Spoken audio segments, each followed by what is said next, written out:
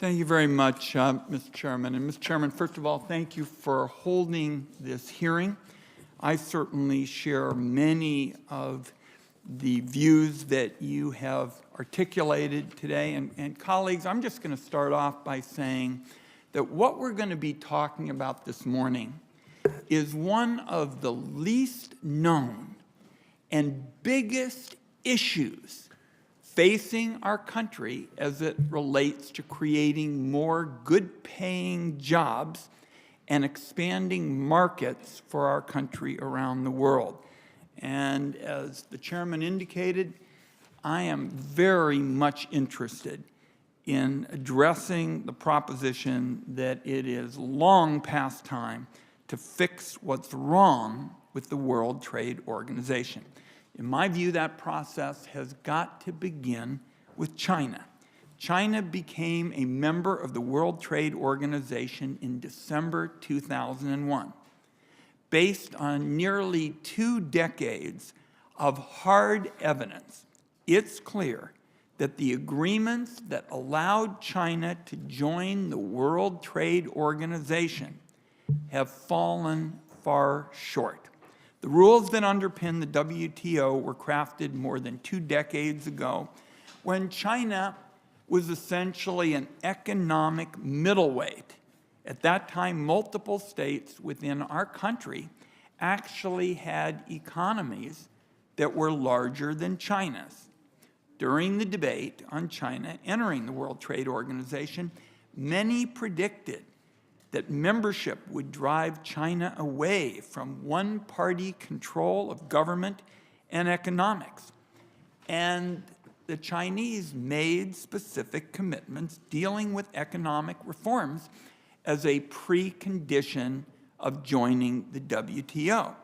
That was the basis on which the Congress granted China normalized trade relations with the United States, legislation which I supported.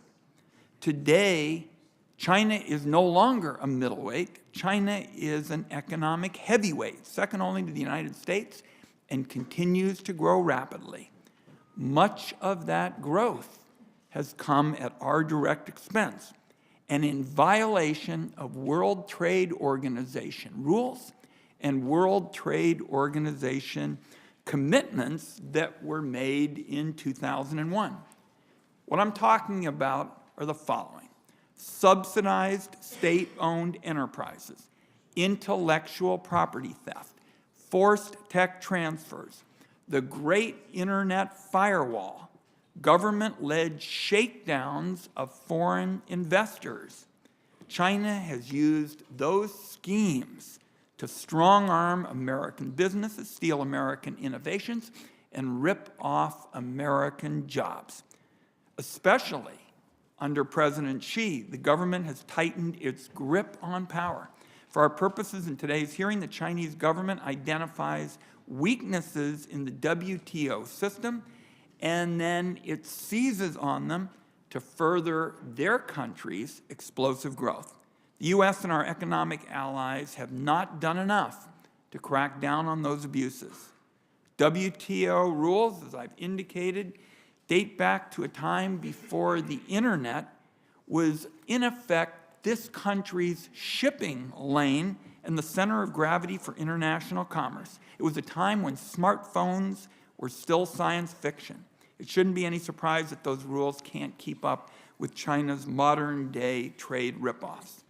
As the chairman and I have both indicated, there's bipartisan interest in addressing that problem, and today gives us a chance to accelerate the effort to find real solutions. I'm hopeful that the talks currently happening with respect to digital trade rules will finally drag the WTO into this century. And I'm quite certain that Ambassador Lighthizer shares that perspective. One topic is particularly important to the Pacific Northwest. It's under active discussion at the WTO, and this is the matter of unfair fishing subsidies. Senator Crapo, a senior member of this committee, and I held a trade subcommittee hearing on this issue dating back to 2010. The bottom line is that an agreement that curbs fishing subsidies is going to protect jobs in our fisheries, promote sustainable oceans, and obviously, accomplishing both of those objectives is also a bipartisan goal. Finally, it's quite clear that our workers, and this is true from sea to shining sea. I see it in Oregon. I see it when I go elsewhere. Our workers have had enough with respect to cheating by China and other countries. And when the WTO proves too slow to stop the cheats, or when it announces decisions that clash with the founding principles, I think it's pretty obvious that lawmakers no longer are just going to grin and bear it. It's important for our country to fight for the economic system that was created after World War II. And it was built on strong democratic alliances. It faced down the Soviet Union and helped to reduce violent conflict around the world. Unfortunately, I think this administration too often signals to our allies that they aren't interested in defending that system from attackers and cheats. So updating the WTO is an issue where we can't have a bunch of tough talk and then take a pass on real action. An effective, fair, and enforceable trade system is the best defense our country can have against underhanded economic tactics by China. Mr. Chairman, I look forward to working with you and our colleagues.